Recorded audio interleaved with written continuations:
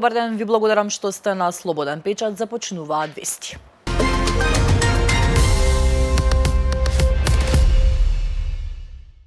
Утрово започна најголемото судење во поновата историја на Македонија. По 8 месеци од трагедијата во дискотеката Пулс во Кочани, започнува судскиот процес за пожарот во така нареченото кабаре, кој изби на 16 март годинава и во кој загинаа 63 лица, а над 200 беа повредени, меѓу кои и деца. Родители и блиски на загинатите во Кочанската трагедија уште рано утрово се пред судницата во најголемиот затвор во Идризово. Со неколку полициски комбиња беа донесени дел од обвинетите, неколкумина кои се во притвор. Меѓу оние кои се во притвор е сопственикот на дискотеката Дејан Јованов Деко и неговиот брат. Пред најголемата судница има огромен број полицајци и полициски возила. Обвинителниот акт беше поднесен на 13 јуни, а кривичниот суд го одобри на 3 октомври. Случајот опфаќа 38 обвинети, 35 физички лица и 3 правни лица, кои се товарат за тешки дела против општата сигурност. Меѓу нив има сопственици на локали, управители, инспектори, поранешни градоначалници, членови на обезбедување и државни службеници. Колегите Фросина Факова Серафиновиќ и Слободан Ѓурик се на терен и ќе не известуваат за сите детали.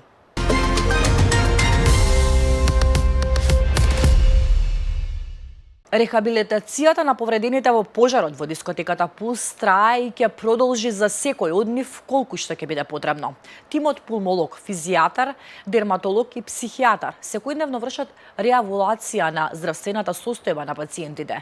Вели за Слободен печат директорката на Кочанската болница, доктор Катерина Паник Мирчовска. 8 месеци по најголемата трагедија во поновата историја на Македонија. Работата на проширениот тим е заеднички со цел да се утврди до каде е здравствената состојба на секој пациент и што му е потребно во иднина. Поради изгорениците, голем дел од повредените и денеска носат компресивни костуми, што се менуваат на секој 6 месеци. Со Паник Мирчовска разговараше Мирослава Симоновска. Прочитете го целото интервју на нашиот сајт.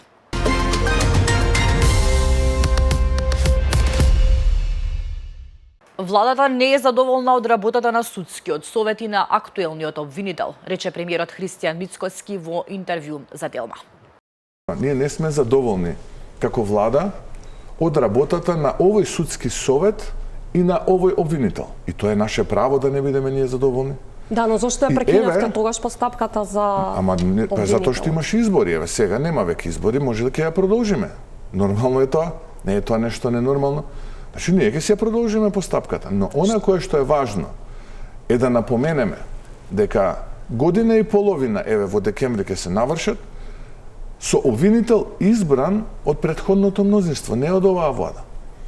И ако некој треба да гони криминал, еве, тој нека гони. Ако е оваа влада ваква или таква... Но зашто би го оставиле ако сметате дека водел неселективна битка? Затоа што имаше избори, лимитирани бевме со закон. А претходно рековме, еве да му оставиме шанса, јас тоа го зборував, да се размамне на отворена сцена, да покаже дека е борец за правда и дека е гладен за правда. А кога разговараме и кога ви велам дека сум незадоволен од лично јас, но и јавноста, од работата на јавниот обвинител, тогаш логичен след на настани после така јавно искажан збор е негова смена. Многу јасно.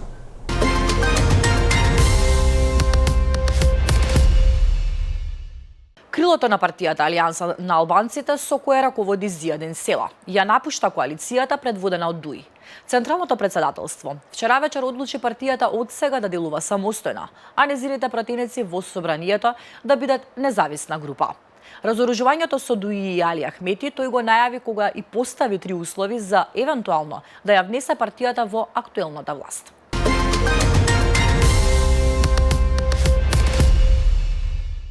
Регулаторната комисија за енергетика стокми предлог тарифен систем за пренос на електрична енергија, а и во него е предвиден фиксен надоместок за пристап кон мрежата, кој сега изнесува 200 денари.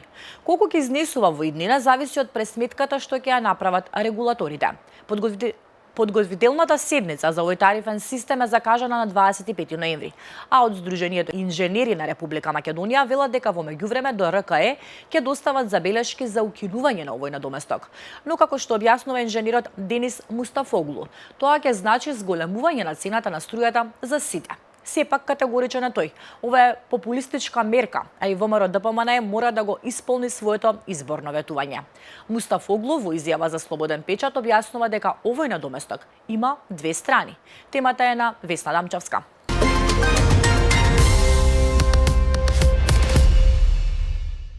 Од средишната шахта на булевар Александар Македонски во општина Газибава, синоќа беше забележано масовно истекување на хемиска пена, што ги вознемири и ги загрижи граѓаните. Некои од нив ја фотографираа состојбата и фотографиите ги објавија на социјалните мрежи. Пошто интервенираше инспекторатот на град Скопје, кој изврши вонреден инспекцијски надзор на булеварот и утврди дека загадувањето потекнува од фирма што стопанисува во непосредна близина. Со објава на социјалните мрежи реагираше и градоначалникот на Скопје Орце Георгиевски, кој ситуацијата ја нарече алармантна. Сторителот е пронајден. Постапуваме веднаш, напиша Георгиевски на социјалните мрежи.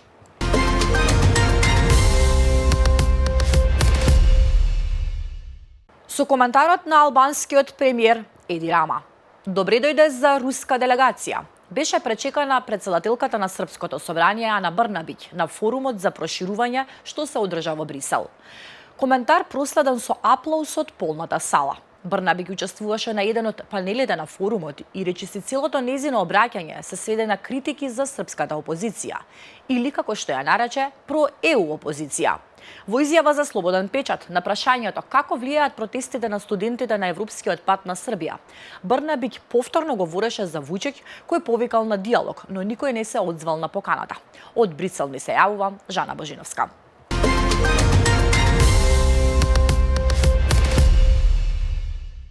Американскиот председател Доналд Трамп изјави дека идниот комитет за мир, кој ќе биде задолжен за управување со Газа во следните 2 години, ќе вклучува лидери од многу големи земји. Трамп додаде дека сите сакаат да бидат во комитетот и дека веројатно ќе биде прилично голем, бидејќи ќе вклучува шефови на големи земји. Изјавата дојде еден ден откако Советот за безбедност на Обединетите нации усвои резолуција со која му се дава на комитетот за мир предводен од САД широк мандат да управува со Газа до крајот на 2027 година.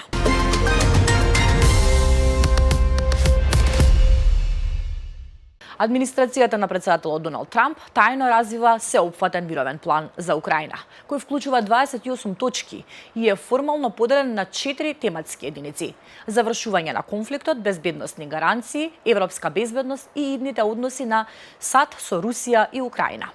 Иако содржината на планот опфаќа широк спектар на прашања, една од клучните неизвестности останува третманот на територијалните прашања, најчувствителниот елемент на секој потенцијален мировен договор.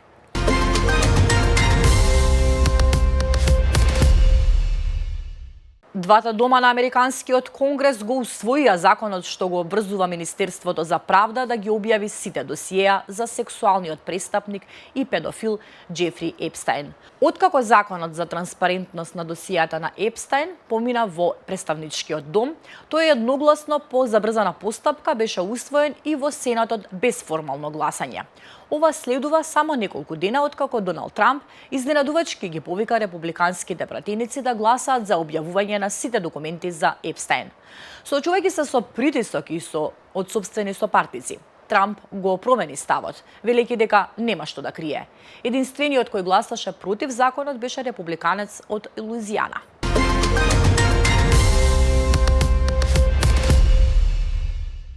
Смртоносен пожар во Јапонија. Најмалку едно лице загина во пожарот кој зафати над 170 објекти во стамбена населба во јапонскиот град Оита. Станува збор за најголем урбан пожар во земјата за речиси половина век. Снимките од јапонската телевизија покажаат чад кој натаму се издига од делови од земјиштето исполнато со изгорени и оштетени куќи. Иако портокаловиот пламен повеќе не беше видлив. Една жителка изјави дека брзо избегала без многу од своите работи, бидејќи пожарот се проширил за момент. Десетици противпожарни возила и повеќе од 200 пожарникари беа мобилизирани за да се борат со пожарот, кој се уште не беше целосно под контрола, речиси 20 часа откако избувна.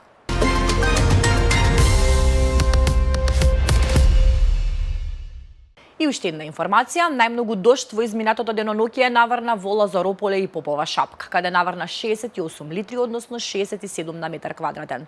Најстудено утрово беше во Куманово со 6 степени, а најтопло во Гевгелија и во Демиркапија, каде беа измерени 14 степени. Времето денеска ќе биде претежно облачно со повремени локални врнежи од дожд, особено предпладне во југозападните и јужните делови. Максималната температура ќе биде во интервал од 12 до 17 степени. Во Скопје претежно облачно со повремени врнежи од дожд со послаб интензитет. Максималната температура ќе достигне до 14 степени.